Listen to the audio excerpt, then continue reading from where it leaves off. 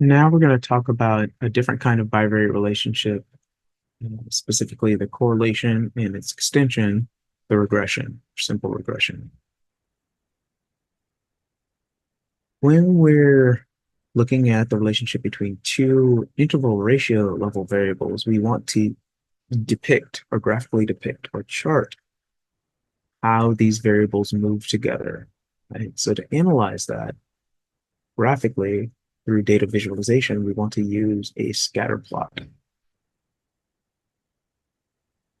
In a scatter plot, maybe you've seen them before. The scatter plot has the dependent variable shown on the y-axis and the independent variable on the x-axis. Each dot on that scatter plot is going to represent one case, one observation in that sample. Specifically, there's going to be a dot for the x value and its related y value on that chart for a given case. With a scatter plot, we can do a little bit more than we did with the contingency table or different kinds of bar charts looking at the relationship between categorical variables or categorical variables that are independent in um, interval ratio dependent variables. Here we have two interval ratio variables as the x and the y, the dependent and the independent. With a scatter plot and these levels of measurement, we can look at the strength and the direction of that relationship. And this is known as the correlation. Correlation is an actual statistical test, and not just an association. With the correlation, we're going to plot on a scatter plot the dots representing the x and y coordinates for each case. And there's going to be a straight line that cuts through all of the clusters of dots at some angle that is related to how the dots are moving. This is known as a regression line. And to put it simply, that regression line is a line that minimizes the distance between itself and all of the dots. So it tries to find a line that has the least distance between each dot and itself. The strength of that correlation between these two variables can be assessed or judged by looking at the spread of the dots around the line, such that the closer or more clustered those dots are around the line, the stronger that relationship is. The more spread out those dots are from the line, the weaker that relationship is. So the direction of that relationship can be positive or negative, and this can be visually depicted very easily by looking at the angle of the line. If it's going up and to the right, then it's a positive relationship. If it's going down and to the right, it is a negative relationship. Right?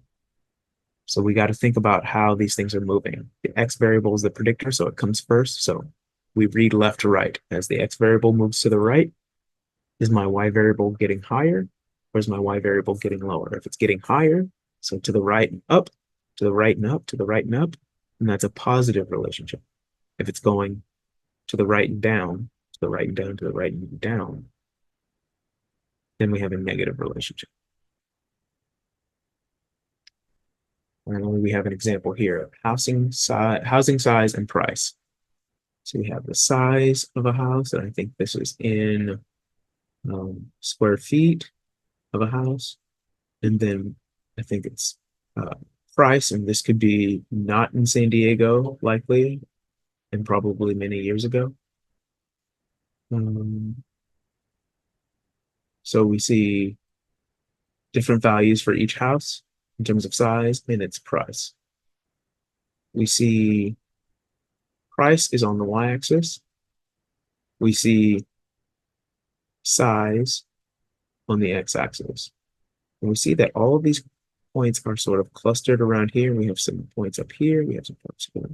But generally, we see that these points move up and to the right, or to the right and up. And so every step over, we're going up. Step over, the line goes up and up and up. So from this plot, we can see that this is a positive relationship to the right and up. Now we have to determine, is this a weak or moderate or strong relationship, right? Generally, if the dots are more closely clustered to that line, it's going to be a stronger relationship. And we have some Cohen cutoffs listed in our materials for this class about how to figure out if it's a weak, moderate, or strong relationship. Here, the dots seem pretty close to the line. The closest to the line would be actually on that line, and that would be correlation coefficient R of 1. Here we see that they're pretty close to the line. They're not on the line, so it's not the strongest it could be, but I would look at this and say that this is somewhat a moderate to strong kind of relationship, right? We would need to see the actual correlation value, so the square root of R squared, to figure out if this is a strong or moderate relationship. Yeah, that's the strength and the direction.